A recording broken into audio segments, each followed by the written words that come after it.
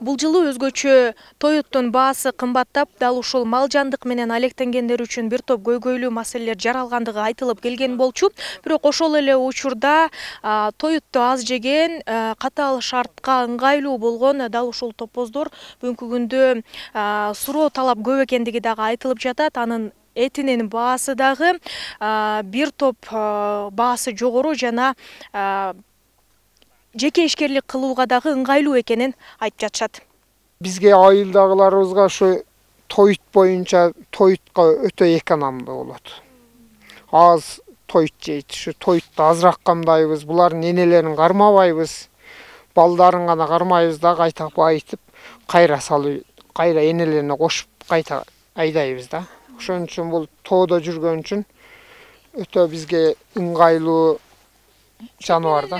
Катаал шартта ишкерлик үчүн топоз багуу бир топ ыңгайлуу. Анткени бул жандыктарды кармоодо көп убарагерчилик жумшалбайт. Аларды тоо ташка кое берип, көзөмөлгө алып коюу жетиштүү экен. Ал эми топоздун жаңы туулган мамалактарын чоңойгуча 2 айга чукул короодо кайтарууга туура келет. Себеп тоо ташта айрым жандыктардын кол салуусу мүмкүн дешет. Анан эми мамалактарын ушундай энелерин байытып, ичинде балдарына зыян болуп калбас үчүн байыткан үчүн гана кармайбыз. Анан ит куш күчөп, карышкылар күчөгөндө ушу 1-2 айга кармап, кайра кошобуз да. Пышык жаныбар болот экен да.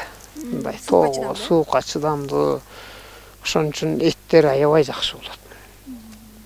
Анан бул ысык жерге болбойт чындыгында. Алай тоолорун байырлаган элеттиктер мал жандыктарды багуу менен тиричилик өткөрүп келишет. Негизинен топоздорду эт багытында кармагандыктан ар бир 6 айда ветеринардын көзөмөлүнөн өтөт. Алардын 1 килограмм салмагы 400-450 сомго бааланат экен. Азыр бир уюң 45ге 50ге саталып айтсаң, бүгүнкү топозду бир тал чөп бербей туруп эле 60-70 миңге сатып коюш, мындай спрос да көп, сурап турушат да, ошого бере алабыз. Анан эми чындыгында бул топоз өтө выгодный, өтө пайдалуу, кирешелүү жандык келет экен. Эмнеси менен, тойту менен, ушу эттин сапаты менен, анан сүтүнүн жагымдуулугу менен. Белгилүү болгондой, соңку 1 жылда эттин баасы 30-40%га жогорулап, бирок төмөндөгөн эмес. Мындай кымбаттоону ооздукташ үчүн облуста атайын аракеттер көрүлөт деп ишендирип жатышат. Ал эми өткөн жыл ичинде 13,5 миң тонна эт экспортталган. Бул облус ичинде өтө аз көрсөткүч. Анткени малдын саны көбөйгөнү менен көпчүлүгү жеке менчикте турат. Ошол чарбалар түзүш керек. Мисалы, ошол 20 малдардан бир 10 миң баштан кем эмес чарба түзүш керек.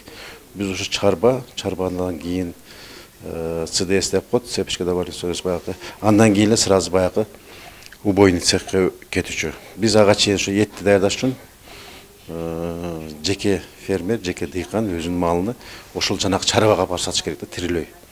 Ал чарба бүт ветеринардык малдын ден соолугун карап, ага даярдап, боордоп, семиртип, анан этке даярдап берет да. Ал этке баргандан кийин анан биз эттин экспортко чыгаруучу эттин көлөмүн санап эсептеп чыгарсак болот да. Облус боюнча 2022 жылга 112 миңден ашуун жылкы, 400 миңге жакын ири мүйүздүү мал, 1 миллион 200 миңге чукул майдан жандыктардын башы саналган. 2021 жылдын жыйынтыгы боюнча 90 миңге жакын эт, 350 миң тоннага жакын сүт азыгы өндүрүлгөн. Нурзада Сыдыкова, Адилет Нышанбаев, Нур Ньюс, Алай району.